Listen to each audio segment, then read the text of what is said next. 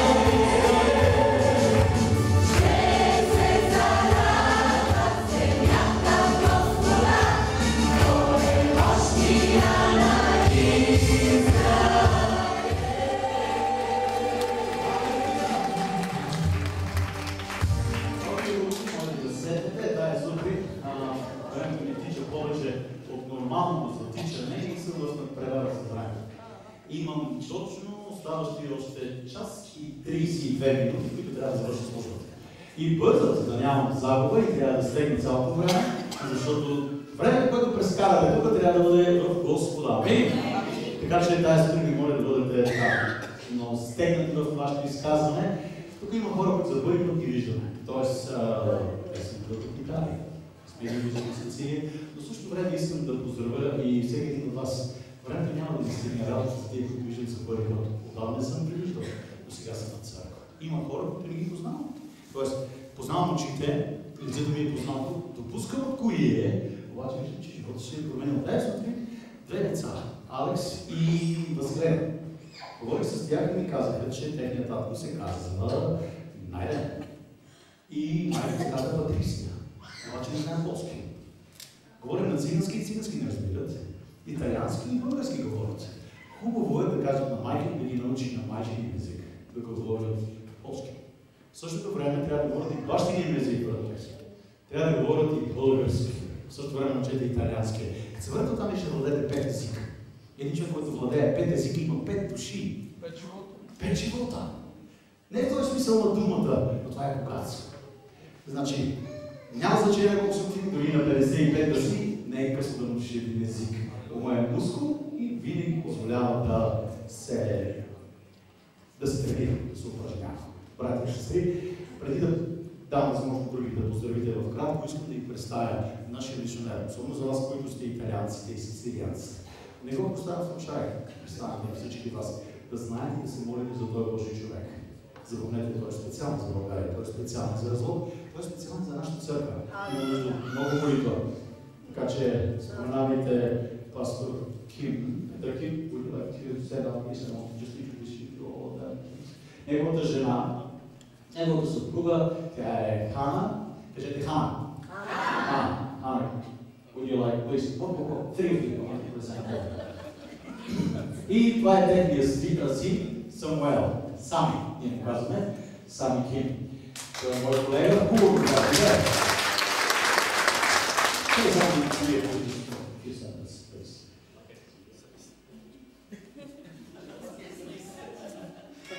Go ahead. Слава на Господа!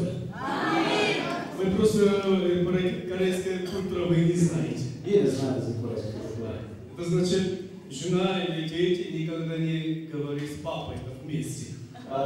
Вие не знаете за корейската култура. Жена и детето не говорят в присъствието на баща си. Просто это восточная корейская культура. Това е източна култура, женеска романа. Поэтому вы не думаете, вот что такое пастор Винту, как с Вие ли какъв е лош пастор Ким, нали така да казва жена си и сина си? Не. Я очень рад, что видите вас. Да ви видя. Sure. Yes, sure. Say something about yourself. Okay. Just they have to know more about you. Моя история это, у меня история это довольно. Историята ми е много добра. В России это больше 20 лет я служил.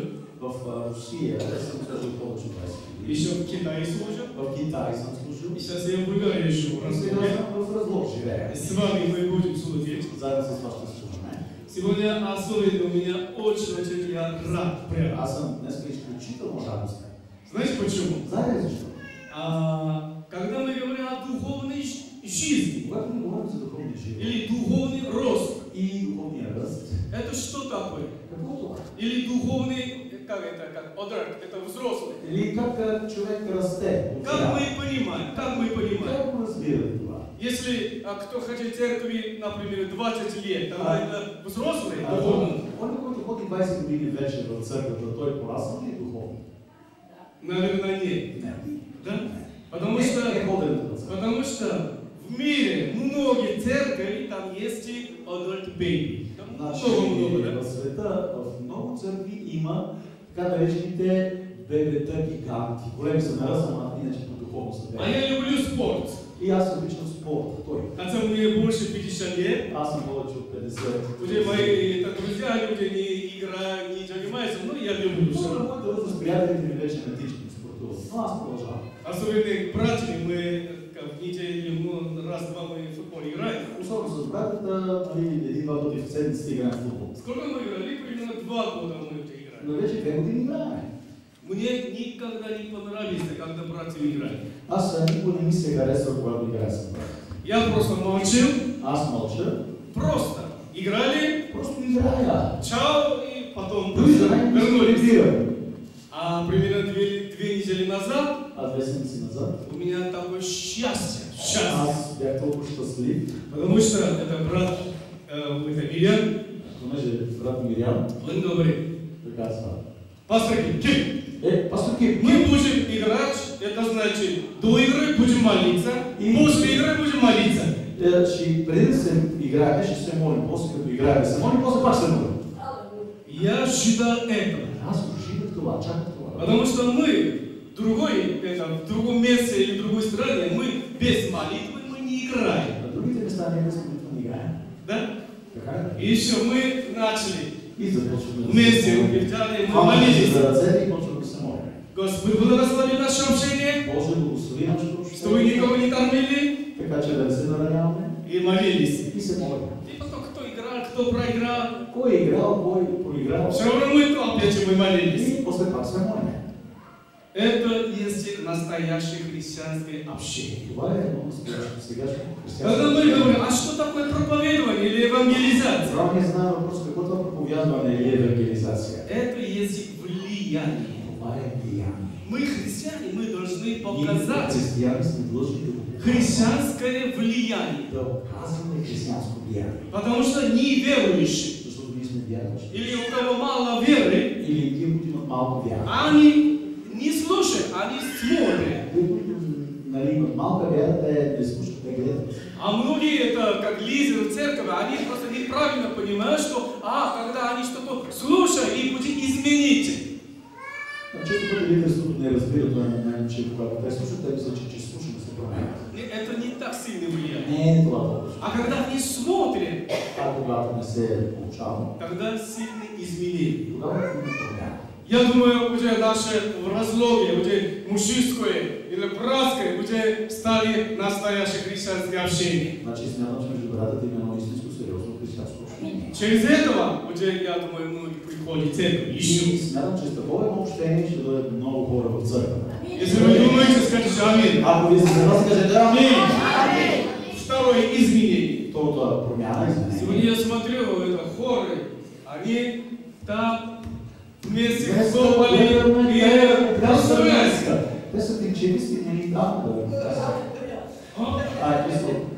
Я тут около 2 года просто прославляю. Аз съм 2 години съм отвалени с вас. Я люблю их. Аз ги обичам. Бог любит их. Бог ги обича. Но 1% нам не понравится. Мне не понравится. 1% от това на мен не ми хареса. Потому что все верующие, они радостные. Всички в църквата са радостни. А иногда ходят А грустные. тия са се намръщали нещо не ме наред. Это влияние. Това е влияние. Влияние откуда идет? Откъде идва? Откъде? От тия влияние на вас. От сцената идва влияние. Аз не смотря. Аз гледам тия се смеят. Прославляем. Это сильное влияние. Това е силно влияние. Аминь. Аминь. Христианская жизнь – это изменение. Християнски живот е изменение. Это не от это говорение.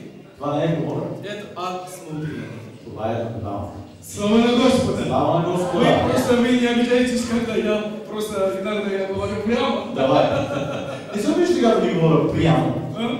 Но просто не хватает слова, чтобы красиво это объяснять. Значи не става въпрос за красиво обяснение на нещата. Това е истината.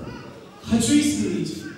Я сам себя, мое семейство, Моето семейство. мы все вместе. Ние всички заедно се променяме. Если у нас есть изменения, Ако в нас има промяна, мы настоящие христиане. ние сме истински християни.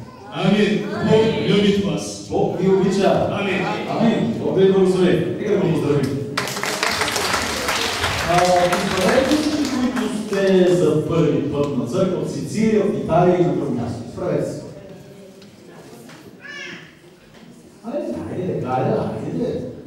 Хайде, които, дори пък и други, които не сте били. Добре? Нека да кажа, аз много се радвам, че това е така. В плът говоря, в плът не разбирате това по моето плане. И се радвам това, че двете детки, които много обичам, те са ми само моите 2 детки, заедно с снахите им. Тук и Елена се радвам, че Елена е жена жена си, Борислава заедно с децата, Елизабет е тук, Пети, Айша, или как ни казваме, Ейша, който е един от най-доброто, който има в Америка, това, което е тук. Това виждаме една принцеска за първи път, тя беше мъничка, почти не сме я виждали, сега я виждам за първи път и се радвам за това, че и Галя днес е подари с това, че е баба вече. На тия години се радвам на всеки един от вас. Радвам се да видя, че те са седнали и баба Чао, седнали са до нея. И така се радвам, че целият дом, всичките са в Господа, така и го поздравявам. Те накратко, без да говориш дълго. Аз се радвам сега, ти не си да говориш. Само кажи ми, радвам се, че съм между вас и слава Бога. Разбира се! Амин. Микрофон се държи пред устата. От него пастора. Обичам те. Благодаря ви на всички. Искам да не се... Знам, че е така и те са ми пристрастни, защото тия двете не са пристрастни към мен и това не искам да го кажа гледане от църква, знам, че и вие сте пристрастни към мен. От такава степен, нека да по-днес остана винаги Бог. Радва се, защото вие сте тук на това място. Радва се, защото колежи да може да познава Господа. Това е в основата на нашето послание. Нали е така? Не са райна, това, което ще говорим. Нали е така? Идеал шавери, не шавери, малко не шоу. Брат Алекси, искам да ви чуем за малко. Засекте Галя, слава благодаря. Брат Алекси, брат Румен, хайде да слушаме. Някакво думи. Включи, не, брат Румен. Слушай това. Няма лошо, всичко ще говори. Някакво думи. Благодаря на Господа, че се помежду вас. Ние винаги се молиме за вас, така че не е имала една служба, без да се молиме вие за нас и ние за вас. Защото това е силата на християни, да се молим един за друг, да целеме това се не добре. Християни без молитва, християни без съобщение, знаете какво става. Така че благославяме в името на нашия живот, да благослови, търсете, понеже се здраво с Христос и ще стигнем там, да се Господа Бог си, брат Алекси. Първо искам да благодаря на Господа и на вас и на вашите молитви. Господ Бог да благослови всички. Искам нещо да ви кажа. Излъчвайте Христос във вас, брати и сестри. И не пропускайте службите, защото искам да ви кажа, аз пътувам до 120 км за да постигна добра служба. И 120-240. Значи, ако нема 50 евро в джиба, аз не мога да на служба. За това умолявам всичките. Тук сме на 500 метра тая църква, не пропускайте служба. Имаш Бог да бъде с всички вас. Не ти ли си на 500 метра от църквата? Колко метри си от църквата? На 5 метри си от църквата. Знаете ли, някой бъде по-тежко, брат Алекси, да направиш 5 крачки до църквата, отколкото да изминеш 500 км да отидеш на църквата.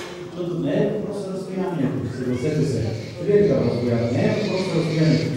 Въпросът е до сърцето, желанието до Господа. Хайде, да разпочнем, защото църквата да го здравиш.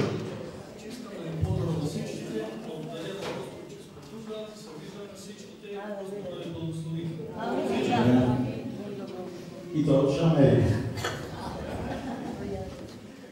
Нека да не се обиждате за това, че това в правилен начин, но пък всъщност искам да помоля заедно с това Мариот. Можеш да се за тях. Те да чуват, те ще дадат на апаратурата да се чува. Може да се става точно как е Мариот да се от тях.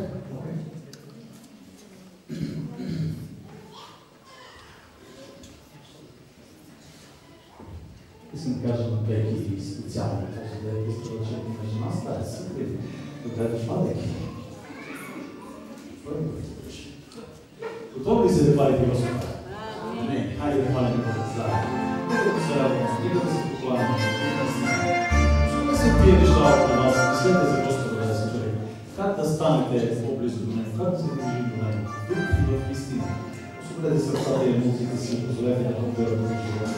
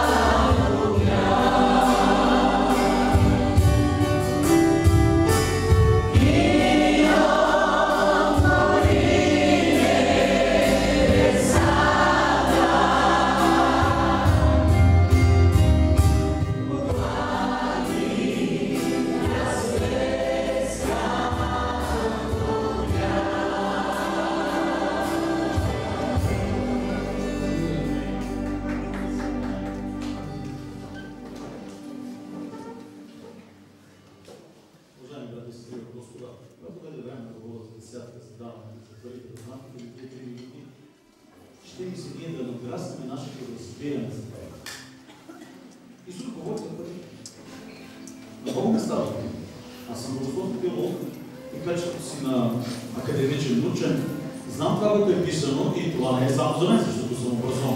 Напротив, това е за всеки християнин, който вярва в него. Вие вярвате в Писанието и това Писание е писано, това, което вие вярвате. Чуйте внимателно. Парите са средство към целта. Парите не са цел. Ако ви поставите парите за цел, вие ставате среднолюбци. Обаче, ако парите са спомагателство и помагат за целта ви, тогава задам въпроса, коя е целта ви това? И вие имате различни цели. Да построиш къща, слава на Бога. Да гледаш деца, слава на Бога за това. Да купиш кола, слава на Бога. Това цел е. Това са все половинки, братя. Главната цел в живота трябва да помогне земните неща. Тогава каква цел да имаме, за да кажем, че тази цел е съществена и главна? Господ Исус Христос е моята цел. Брат Алекси Дайскони казва, че ако няма 50 евра, не може да отиде на църква. Защото това му струва толкова. Примерно, аз от днешния ден трябва да отиде на църква. Аз питам, какво на тебе струва да отидеш на църква? Много често хората в квартала, и там е проблема на мисленето, са свикнали, че църквата трябва да ги гледа. Църквата трябва да им дава. Църквата е длъжна да дава и това се шири в света. Но нали сте вярващи? Напротив, брати и сестри. Точно за това, защото сме вярващи, сме длъжни да обясним на хората истината. Използвам една перифраза, направена към Джеф Кенеди. Той казва следното нещо. Всеки може да очаква нещо от държавата. Но кажете, вие какво ще направите за държавата? Аз задам същия въпрос от страна на църквата. Всеки е свикнал да получава от църквата. Аз питам, вие какво правите за църквата? Запомнете, че ако вие не поставяте нещо някъде, рано или късно, само като взимате от това място, взимате, крайна краща там няма да им какво да вземете, защото не сте оставали. С рицата му видите тая сутрин в пристрастност, аз си спомням моя дядо Исмаил баба, какво викаше на двамата ми вуйчици, като дете го помня. Баба, дедо, баща ми, може ли пари? Е там горе в чинията. А знае къде е чинията? Горе на полицията, там бяха пари. И да тия двамата, които си така, вземе колко си има. Един от двамата отива и аз съм там, слушам какво си говоря. Баба, там чинията, знаеш. Ма нема! Оставял ли си да има? И аз питам сега. Това е такъв човешки пример. Аз питам, донесете благата си, донесете десятъците си, донесете приносите си. Така казва Писанието в Малахия 3 глава, за да имате какво? Добре, аз питах и моите вълчици, защо не сте оставили там, за да имам? И аз питах, искате ли църква да е успешна? Да и не. Искате ли църква да си плаща тока? Искате ли църква да си плаща водата? Искате ли да ви е топло през лятото? Искате ли през зимата? Това означава, че ви не чувате. Размери го сега да сте умишлено. Знаете ли? Това е в къщи ли? Ако вие не си правите есап в къщи, вие няма да направите есап пред църквата. Аз казвам точно обратно. Ако вие не правите сметката в църквата и в къщите също. Вие не може да свършите двата края в месеца, винаги не ви стигаме края на месеца, винаги правите разходи за неща, които не биват, същото трябва да направим в църква, само че да правим посока. Давам на Господа и знам, че Той е моята цял. И когато посееш, ще пожънеш. И когато дадеш, моля ви, брати и сестри, никога на сила не кара. Сеенето според вашето желание. Никога не е каран. Аз искам да дам на Господа и го правя със сърце. И запомнете. Това освобождава и благославя живота ми. Това ме кара да чувствам радостен и щастлив. Не знам колко хора има в града, аз съм единствения, който мога да дам на Господа. Дава се на Бога на заем. Кажете ми, кой от вас е дал на Бога на заем? Ето, вие давате на Бога. Вие сте единствените, които давате на Бога. Милионерите, и вие ще имате нужда пари като тях. Сега пари, цял живот пари, обаче от много пари, земята пари. И изгаря живота, душите ги изгаря. Ако става Бог на първото място, аз имам нужда от пари от всички вас, но първата ми цел е Господ. Амин. И ако Господ е тая цел за вас, кажете Амин. Святи Боже, благодаря. Боже, във времена като тези, често това, което имаме, Боже, ни изглежда много. А често това, което получаваме, толкова малко. Боже, помогни ми как да можем да разграничаваме тези неща. Боже, за Тебе парите някъде значение, цар на царете. Боже, Ти вижда времето, в което живеем. Много братите и сестрите са в и разрешение. И тази сутрин ние не наблягаме, не акцентираме на нашата нужда, от пари, акцентираме на Тебе, че си нашата нужда, когато имаме Тебе, ще е всичко. Здраве, сила, благополучие, мъдрост, разум, водителство. И тази сутрин не помолим, да уякчиш ръце. Но за тяло, изцеление, мъдрост, видение. Господи, така че Боже да ходи и нас. Боже, Твоята воля е Божий човек да има, да дава и да благославя. Но не трябва да живее в лишение и да се да молим Господи Христа.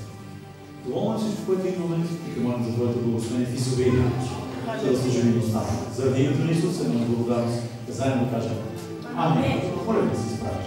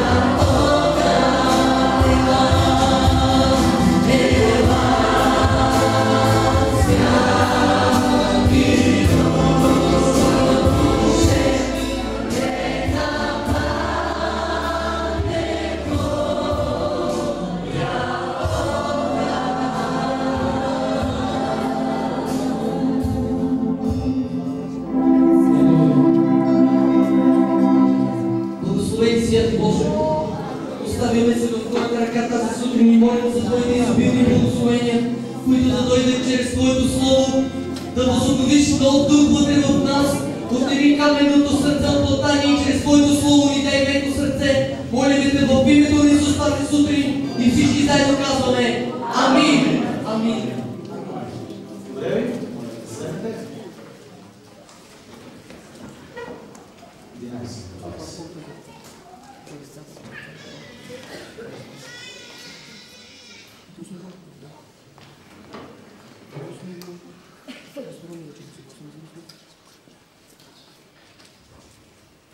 Така е написано, уважаеми брати и сестри, за вчерашния ден. Така, пише. И след 6 дни Исус взе Петър, Яков и Йоан и заведе ги само от тях на една висока планина, насаме и преобрази се пред тях. Дрехите му станаха бляскави, твърде бели, каквито никой избелвач на земята не може така да избере. И се Илия с Моисей, които разговаряха с Исуса, а Петър проговори, казвайки на Исуса: Учителю, добре е да сме тук и нека направим 3 скинии. За тебе една, за Моисей една и една за Илия, защото не знаеш какво да говори, понеже почва да се плашат много. И се облак ще ги засени и глас дойде от облака, който каза: това е моя възлюбен син, него слушайте. Амин. Ще чете PowerPoint каза. 11:15. Послушайте ме да говоря. PowerPoint в 11:15. Седнете ме. Може да не се различа. Switch the mouth, please. Уважаеми сестри, брати и Господа, темата тази сутрин е различна, но искам да кажа нещо повече от това. Чуйте внимателно. Исус взе тримата и ги заведе най-висока планина и се преобрази пред тях. Често пъти ние сме на върха на нашата благодат и радост, получавайки нашето удовлетворение от въпроси. Имаме своето питане, имаме своето търсене и на момента се решава въпроса. И ние сме на височината на, деца казваме, най-високото място в нашето очакване, в нашето желание, в нашата радост, в нашата щастие. И там са тримата: Петър, Яков и Йоан. И слушайте какво ще говорят. Заедно с Исуса е и Моисей и Илия. Представете на кой са те Моисей и Илия според вас? На Стария Завет. На закона. Може да говорим още на кой представлява Моисей и Илия. Но може ли акцента дори не набляга дори на Моисей и Илия. Случи се нещо, което промениха се дрехите и станаха бели, бляскави. Ама че дори до това не наблягаме на нещо друго, което се случи, засени ги облак. Това е същата история, която вие чувате в момента, е историята, която е писана освен в Марк 9 глава в началото на стиховете, заедно с това по същия начин и Лука 9 глава, по същия начин и Матей 18-19 глава. Брати, сестри, много е важно. Когато сме на върха на Божието присъствие, когато виждаме с очите си Божията слава около нас, задаваме въпроса: какво чува? Какво се случва в живота ни? Какво става след това? На планината на преображението, вие не сте случайни. Бог ли се със себе си, за да покаже славата си? Бог се показва пред вас и преобрази се. Няма такава, както казва Писанието, такъв човек на земята, пелач или избелвач, който да може да направи такива бели дрехи. Няма как да го мисля. Говорим си това. Чухте ли гласа, че това е моя възлюбен син? Не е той същия глас, който ние чухме и в кръщението на Йордан. Не го слушайте. Сега, ако искате да си говорим за бляскавите дрехи, ако искате да си говорим за чудесата и знаменията, които са там, ако искате да говорим за височината и надморското ниво, да си говорим за гласовете и други, просто да запомним това, което казвам. Той е в облака. Един, който рече: това е моя възлюбен син, който е благоволението ми. Не го слушайте. Способността да вземеш правилно решение, способността да вземеш това, което трябва на момента, е една от най-великите мъдрости в живота. Отиваш на училище, примерно стоиш 6 часа и не знаеш за какво си на училище. 6 часа си има да питам какво прави в училище, нищо. Ти дори не знаеш какво си правил в училище. Отиваш на църква и те питаме за какво ти говори пастора, ти дори не знаеш за какво говори пастора. Брати и сестри, ето гласа, това е важното да запомните. На планината на преображението Свети ти и аз трябва да слушаме. Църквата ни се преобразява. Кой трябва да слушаме? Брате, чуйте ме, ако се върнем назад и да видим историите, които се случват, ако се върнем и така погледнем в Марк 9 глава, Исус предрича смъртта си. Ако погледнете веднага 10 глава, да видите какво се случва, даже нещо повече. Погледнете и вижте, че след планината на Преображение, те след надолу имаше проблем. Няма проблем. Там имаше един баща, който беше бил своето дете и се оплакваше, имаше такава тежка диагноза, която вие не се чували. Това за Господа да не се случва на никой от вас. Отиде и се молеше и чуваше шум, който ставаше и каза, какво се случва? Баща ти идва при Исуса, пада пред нозете му каза, гледай сина си, пред твоите ученици и те не можаха да помогнат нищо. Искам да видите и да съпоставите не толкова с проблематиката на един баща, който води детето си, да видите себе си пред нозете на Исуса. Искам да видите, често пъти ние се изправим в ситуация на неизбежност. Когато сме свършили всички патрони и не можем да пожелаваме. Когато като че ли влизаме в тунела, а помните къде е преди малко?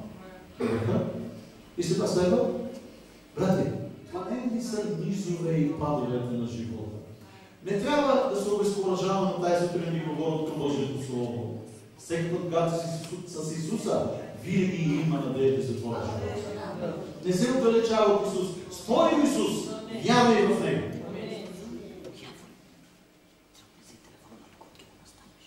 Когато се върна, заедно с това ние виждаме как Петър застава пред Исуса и когато Исус предвижда смъртта си, е много смислено, много умно говори. И казва, това да се не случи на тебе, Господи. Исус казва, че след 3 дни какво ще случи? Или казва, какво ще стане с мен? Какво ще бъде или какво си? Казва, ще ми предадат в ръцете на езичници, ще бъда умъртвен, ще бъда убит, ще бъда погребан и след 3 дни какво? Петър иска да провали още малко, като ти се не случи това. Как нарича Господ Петър в този случай? Ма мисли зад мене и как? Това е същата дума, която се използва на гръцки, е същата дума за разпространител на клевети. Разпространител на клевети, научихме от Раздрав миналата проповед, че се нарича как? Дяволос. Шейтанос е другата дума. Така че, дяволос е думата за клюкар. Ако искаш да се наричаш с фамилия дяволски, тогава клюкарство обяснява твоето поведение.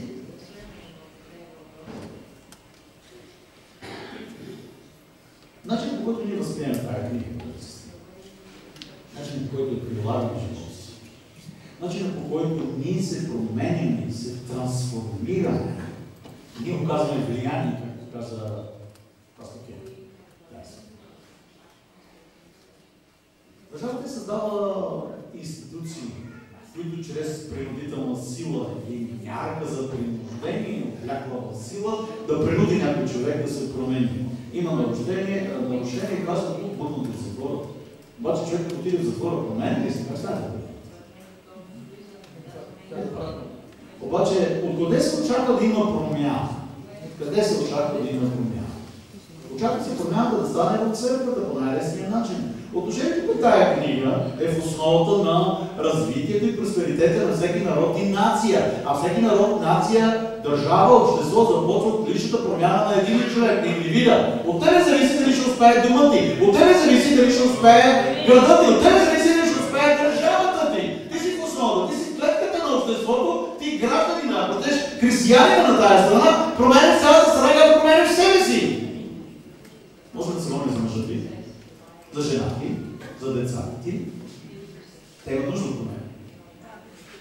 Но най-лесно ставащата промяна е ти самия, започваш да се променяш. Чуйте, брати си, 3 мисля заедно с мене. Виждали ли сте православна богата държава? Не. А бедна протестантска държава? Виждали ли сте? Не. А демократична арабска държава? Виждали ли сте? Не. Къде е връзката в тези неща? Защо ги говорят тези неща? тая свята книга, да дойде в живота на хората, променя не само вярата им, променя менталитета им, мисленето им. Беден еврей вижда и мисля. Конечно си чувствува. Трябва да знае въпроси, трябва когато си да истиниш, да не стане. Ще му вините на расизъм и дискриминация. Братя, чуйте внимание. Ако един мъж, като че ли винаги има пари, а друг губи всяка стотинка, ключовата дума е усърдие. Усърдие. Някой е осъден в финансите си, друг просто си живее живота и живее за момента. Има 5 лева, чуди си да ги профука. Чуйте внимателно. Как бихте гледали, примерно, обичам те е хубава дума, нали сте? Тя се казва за 3 секунди, обяснява се за 2-3, а се го казва за цял живот. Сега, ако само казвате обичам те, чуйте, уважаеми сестри, ако мъжът ви казва обичам те, и след това се седне и започва да занимава с други неща и не прави и нищо, нито реже дрова, нито намеща дрова, нито ремонтира по къща, нито чисти, нито помага време на време. Това обичам да има ли стойност? Миличи. Да знаете да прочете книгата на сестра Вили, да разберете, защото аз го прочета по мен. Вижте, ако имаме проблеми в брака, трябва да положим старание. Трябва да положим усърдие, за да сдобриме, да разтопиме леда в брака, защото ако вие безразличен брак, той ще разпадне. Най-лесният начин да съсипем един брак е безразличие.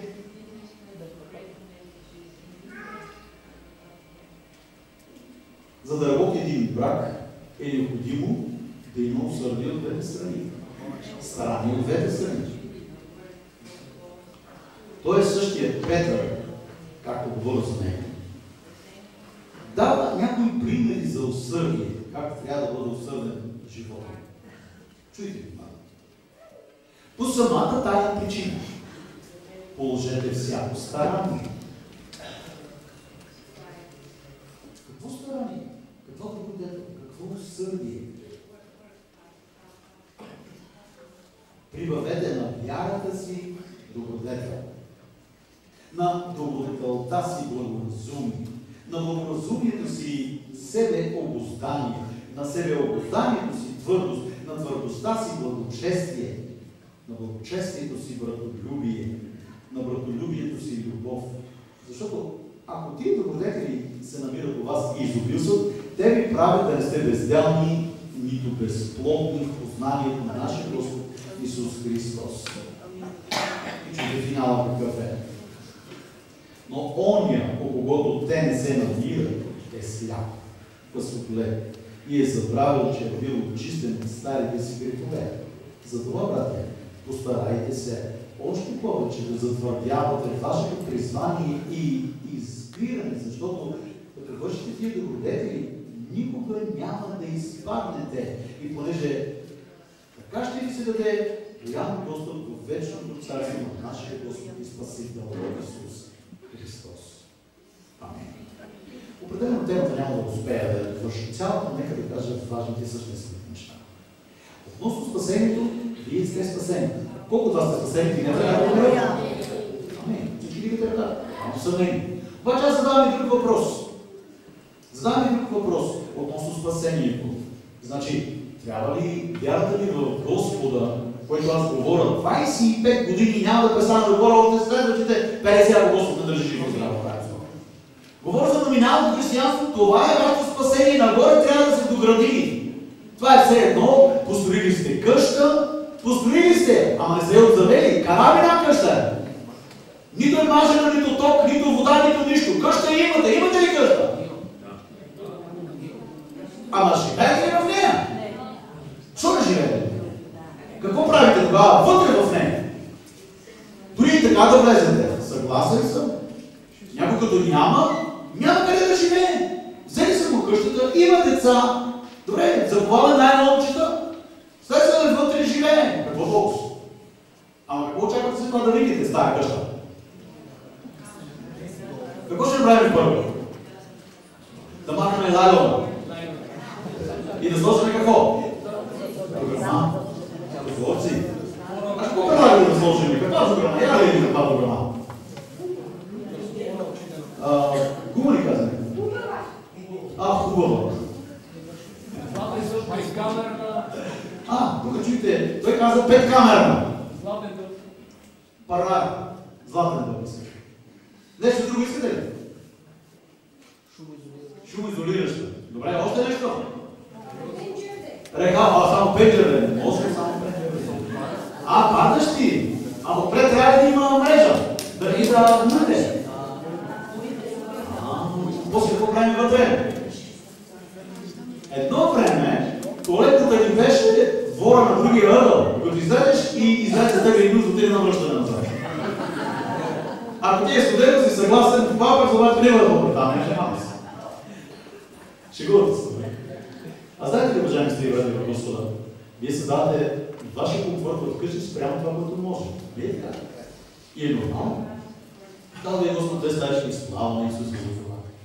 Дал ви Господ ви е благословил, измъжали сте, порадили сте, влезете. Слава на Господа за това. Кажете ми как е вашата духовна постройка. Кажете ми сега старанието, което вие полагате, да може да си оправите къщата, която имате в духовния смисъл на думата. Или някаква паянтова кирпичена, като надойда първите изпитания, първите битки, първите борби. Ето това говори Петър в момента. Вие имате къща. Когато тази къща ще я превърнете в дом, и където е вашия дом, там е вашата сигурност, там е вашата крепост. Говорим за тия 7 стъпки. Добродетелност, знание, баланс, умереност, търпение, братска милост, любов. Няма да ги изглеждам всичките, но всъщност другото, което гледам, най-много всичко тая сутрин е старание. Усърдие! Усърден ли си? Старателен ли си? Като гледам къщата, знам и за обитателите. Имаме неща да мислим, въпрос на пари. Не става само с пари, става и с мерак. Малка, спретната къщурка. Велики отпред. Замъка на Дракула. Кое от двете избрахте? Замъка на Дракула или малка спретната къщурка? С мед и буклуци отпред. Знаете какво има отпред? Това не е израз на това какви сте ви. Малко място почистено, правилно, нагласено с краденца, чипър, влизане. Тие влезе чистичко, приятно. Това, което има. И банята е баня, и кухнята е кухня, спалната е спална, подредена, направена, сложена. Не е голяма къща. Подредено, прах няма, буклуци няма. Вънка е приятно нещо да влезеш, да видиш. Аз не говоря за вашата къща. Всъщност къща показва какви сте вие. Църквата показва какви сте вие. Вижте отвън, като погледнете, влезете, това вашата църква ли? А отвънка? Касае ли нещо това? Струва ли нещо това? Има ли усърдие? Има ли усърдие? Не знам дали на вас или вие сте направили впечатление, или вече вие седно, влизате си на църква, защото да гледате никъде. Аз се радвам на тисите, които са отвън. Знам, всяка една тиса колко беше голяма. Благодаря на брат Мане, който го няма до тази сутрин. На Сашко и на мама и на останалите сестри, които знаете какво долу се изпитам да вляза и да видя и да знам всички цветя познавам от църквата. И тия вътре, и тия отвън. Ама знам какво коства това. За тая красота. И за това на сестра Зорка и на всички вас, които сте тук. И пак казвам, как сме духовни неща? Усърдие, слушане. Яков 1.22, съответно Лука 6 глава, Матей. Как слушате? Усърдни ли сте в слушането? Ако посочи някой от вас си каже сега, би ли повторя това, което казах след малко? Би ли ми повторя това, което казах след малко? Някой от вас знае. Или не? Тук има го няма. Тук има го няма. Това е начин на слушане. А ние казваме, бивайте какво? Изпълнители на Словото. Не само слушатели. Вие слушате, ама не го изпълнявате, т.е. липсва усърдие. Липсва живец. Думата усърдие е сърце. Имаш ли сърце за да неща? Брати и сестри, големи проблеми. Тая сутрин не мога да отидат на църква, но без сърце, остали се си от тега хладилното на нос, пустина, тия жеги.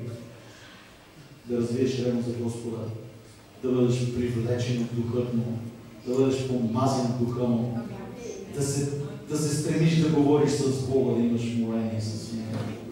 Ние казвам Псалом 42, жадна е душата ми за Господа. Както Елена пъхти за водните потоци, така душата ми премира, жадува за Тебе, Господи. Кога ли се е пило вода от чорката студена? Някой от вас знае ли кога се е пило вода студена? На вас, вие може да пиете вода, брате, да се усмихвам някой от вас, може да ви се пие вода и си пиете водичка, няма лошо. Обаче, не ви се иска да е малко студена, брате. А имате ли нещо претенции за друга каква вода да бъде? Аз питам, кажете, душата на живота. Тялото ви иска вода. Ако вода не се пие от тялото ви, след 3 до 5 дена ще умрете. Тялото се обезводнява. Ние сме 70-80% течност в нас. И ако няма течности, ще се скризнеме, ще се стопиме, ще умреме. И голям проблем винаги за децата, за малките деца обикновено е, че след разстройство организмът се обезводнява. Веднага като отидеш първо нещо да прави отключена система. Не мога да качи ликовите, течностите да ги качи. Аз се питам, виждам обезводнени християни. Защото той не жадува за тая вода от Господа. Той жадува Със забрат.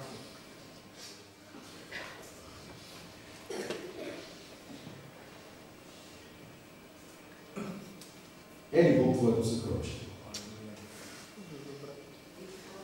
Брати и сестри, установили сме, че това, което показваме, усърдно установява приоритета в нашия живот.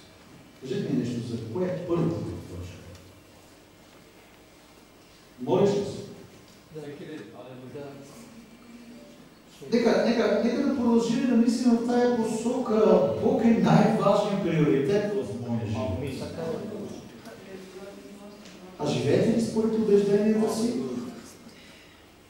Когато говоря тия неща, те са изключително сериозни и не искам да пропуснам нищо, за да не засегна колко да в същия случай мисля за това, че това изгражда живота ми. Няма да го пропускам. Изграждането на морален характер означава построяване на дълбока любов между истината и Бог във вашия живот. Следването на истината, каквато и да е цената. Никога не можеш да направиш компромис с убежденията си и после да останеш с мир. Вместо това, казваме, редно да се доближиме до Бога близко, за да може Той да е моя мир и Той определя моите убеждения. Често пъти ние използваме убежденията си като чувство на себеправилност, удряйки другите по главата, когато не живеят според нашите очаквания. Убежденията са за да ни помогнат да бъдем по-близо до Господа, а не до себе си. Лесно е да кажа, даже да крещя, че искам да бъда изцелен. Той има проблем с цироза на бъбреците и на белия дроб има проблем. Продължава да пие и продължава да пуши. Очаквай сутрин да бъдеш усърден. Кога се при лекара? Какво ти казва лекара сега, като... Прощавайте. Като имаш високо кръвно, какво ти казва лекара? Без, нали, като оставим лекарствата и медикаменти. Какво казва лекара? Значи, какво да не ядеш? Какво да не пиеш? Значи, в света лекара ти казва какво не трябва да правиш, а църквата ти казва, тук въпрос опира до твоето старание. 25 години в Христа, аз преди го казах, нали, духовен гигантизъм е хубаво, за съжаление, си оставаме пред. Продължаваш да пушиш. Видиш брата Семи, че си запалиш джеб. Продължаваш да употребяваш алкохол. И даже като пиеш 2 чаши, това се да схванеш. И щастието ти между първата и втората, след това вече джоб. Аз казвам нещо важно. Чуйте ми внимателно. къде е твоето усърдие в тия неща? Къде е твоята битка?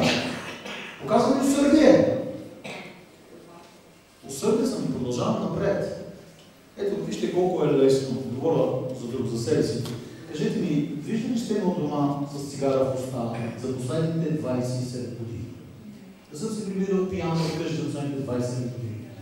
Не, слава Богу. Сега, чува си, че тук има връзка с други жени в живота? Не съм си четил с друга жена в живота. Не. Паролите дома знаете с какво влизам и излизам? Не. Ето ви доказателство за моето усърдие. Кажи ми нещо за твоето усърдие. Доближава се до мене, аз те фащам от 10 метра, аз си пушил и си пил. Знаете ли защо? Защото последните 25 години нито съм пил, нито съм пушил. Само ръката да ми подадеш и аз знам какво правиш. Позволете ми да хората неща да говоря истината. А какво ще кажете за липсата на простителност, за отдумничеството, за ръкокарството? Ето вижте, направил си къщичка и си останала така, с най-ломните, без врати. Живееш си вътре, нанеси си остана там. Добре, хубаво. Ама нали трябва да направим нещо за себе си и за деца? И точно така за Петър. Хайде сега да бъдем усърдни. Знаете ли, усърдието е ключът към Божите обещания. Аз знам, че Ести не може да направи неща, които се очакват от нея. Защо? Защото това е Ести. Тя на 15 години. Беки нали на 16? Беки на 16? Какво да очакваме? Да вземе една бала цимент, да ти я кача на 5 етаж у вас вкъщи, ще става. Може и да стане. Има други приеми, ма не да дори на гроба и да я кача. Това не се очаква от нея. Обаче аз питам друго. Има ли тези неща, които можем? Може да станеш да изметеш преди да се спали? Можеш ли да сервираш кафе на татка си в леглото, да се събуди и кажеш: "Тате, добро утро! Hey you are!" Не го прави. Нека да ви кажа важни неща. Има дребни неща, които Бог гледа в твоя живот. Как се справиш с това? Как воюваш? Има толкова малки неща, с които можем да направим живота си толкова щастлив и спокоен. Можем да говорим на по-тихо, можем да имаме повече време за откровение, за честност, за диалог. Основата на тия неща е старание, усърдие. Вижте, ние говорим дарби. И винаги предупреждавам. 25 години повтаряме на също нещо. Престанете с тия дарби! Живота ни не струва за 2 стотинки, ти ми говориш за дарба. Каква дарба, бе? Каква дарба говориш? Дарбата е свързана с служението към останалите. Най-голямата дарба, която имаше любовта към тия хората, че ги обичаш. Това е моята дарба, да обичам тия, които най-много ми ядосват. И говоря по същия начин на всички вас. Благославени да имате всеки един дарба. Ама така да сте дарувани, че вие самите да не знаете колко сте дарувани дарби. А тогава на кой да служим? Вижте колко опасно дарбата е. Дарбата фокусира гаделичка твоето его. Дарбата гаделичка егото ти те прави различен от останалите. Това е противоположно на християнския менталитет и добродетел. Дарбата не служи на тебе, дарбата служи на останалите. Когато служиш на останалите, това е дарбата. Дарбата пророка винаги говори за себе си. На него Господ говори. Това менталитет трябва да излезе. Той не е за Явор Шаламанов, не е за Мириан Тончев, нито дори за Свен Христов. Не. Това е за всички нас. Вие сте дарувани. Това е църквата с най-много дарби. Цели са. Знаете защо? Защото това е църквата, която аз слушам, аз го познавам. Тия хора са дарувани, те имат дарба. И обяснявам на всичките. А сега кажете ми за проблематиката и психологията на човешкия живот. Знаеш ли защо е шкръбно? Защото ти е много яка дарбата. Знаеш ли защо не спиш по цяла нощ? Дарбата ти не те остава мира. Знаеш ли защо кълнеш? Дарбата ти не те пуска от ти нервен. И аз успокой малко да ти кажа нещо за старанието ти. Нямаше друга работа в момента. Да ти намеря работа. Успокойте нещата. Имате ли Господ? Някой от вас се кефат, мисли, че аз говоря за някой друг, не говоря точно за тебе. И за себе си, разбира се. Искаме изцеление, че изцеление, като постоянно си ядосвам и се дразни. А Господ иска ли така да бъде? Да влезе на половината от години си в гроба. Защо? За чужди проблеми. А не бива. Лекарът ти вика: "Не яш това, не пивам това." Свали тия килограми. Спортувай по-малко. Окей, лекарът много лесно може да каже, на практика получава изпита. Това, което ти го забранят, става точно обратното. До сега ти било якъво за свинско, сега ти, че докато не дадеш свинско, сънуваш свинско. Добре, тук става просто за старание. Брати, сестри, приятели, моля ви, чуйте ме. Ако някой трябва да ви го каже, аз съм онен, който трябва да ви го каже по начин, по който вие хем да го приемете, хем да се обичаме, хем да вървим напред заедно. Прибавете на вярата си, т.е. вярата не е изключване, добродетел, старание, любов, прощение, дълготърпение, милост, благост и продължаваме да ги ревим. И казва, ако тия неща не се намират, вярата седи. Ама какво ви прави? Да бъдете какви? Значи две думи има, които са използвани. Без плод. Нали всичките тия неща трябваше да ги добавите? Къде ставаше въпрос тук за дарба? А виждате ли плода къде е? И после още нещо. Празни. Празни. Празни. Ние не трябва да сме празни, ние трябва да сме отрупани. Вие сте пълни със Святия Дух. За голямо съжаление, моята църква е с ниско самочувствие. И проблема на моята църква е за това, защото не слуша Бог, слуша хората.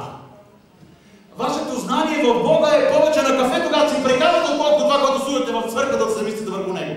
25 години ви говоря академичен материал, който променя живота и целия свят. Ама вие приемате повече, извинете ме, пред сестра Искра кафето, пред Ейзере си кафето, в частни разговори, които тълкувате писанието, без никой от вас да не е дошъл да каже, кажи ми, пастор, как да тълкувам този стих.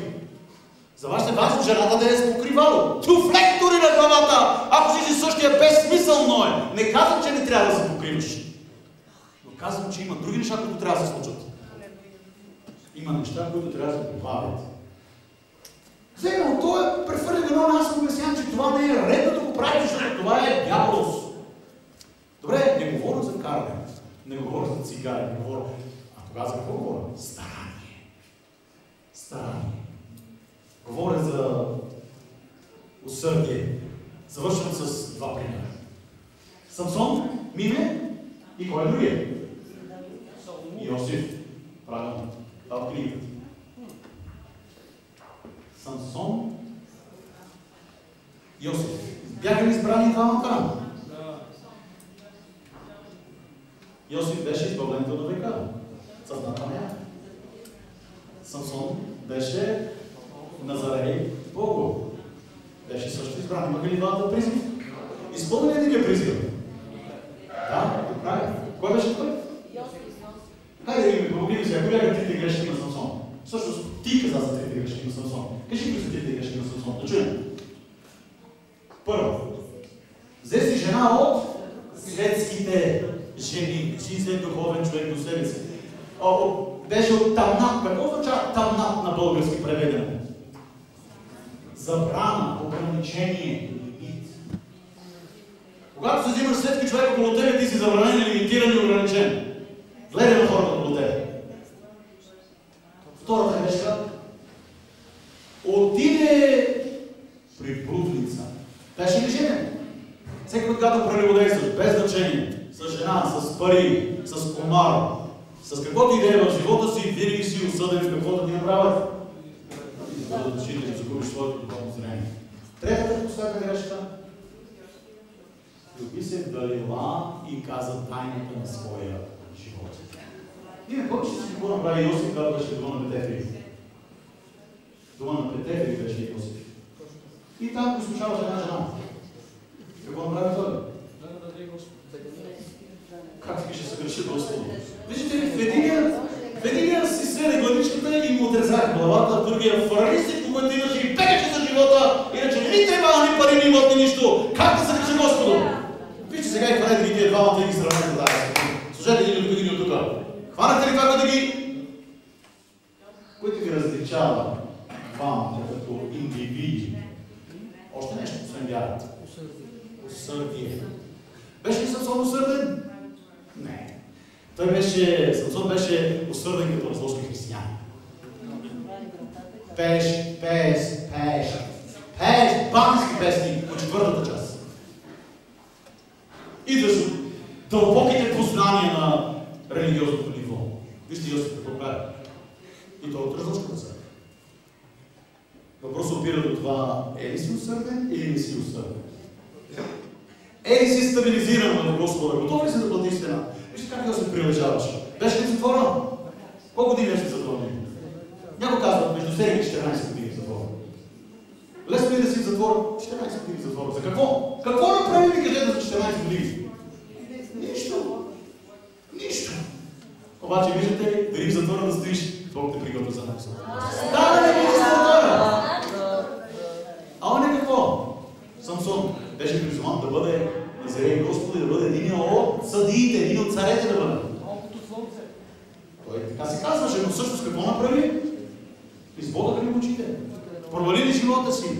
Питайте как се е чувствала майка му и баща му, когато попитат, къде е оня? Това е голям проблем в живота ни, братя, сестри, като ги са старани. Темата ще продължа някой друг ден, искам да попитам, и аз къде е това, което казвам? Ние имаме нужда от това да бъдем старателни. Да бъдем усърдни. Усърдни и старателни е ключа и основата на нашия успех в Господа. Старателни, т.е. казва, придобийте или приложете старание, добродетел, прибавете, усърдие.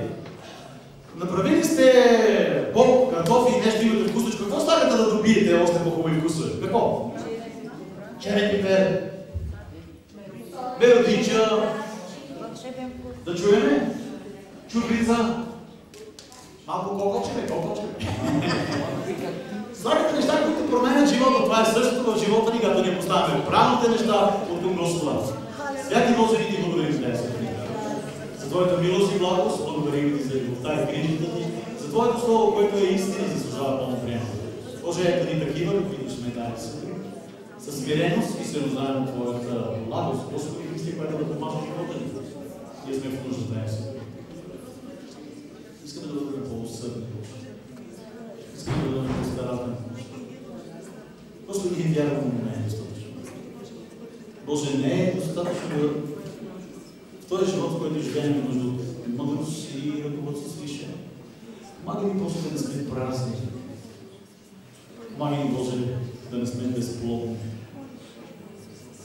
Боже, помагай ни, когато е трудно, когато се проваляме, да бъдем искрени и честни с Тебе.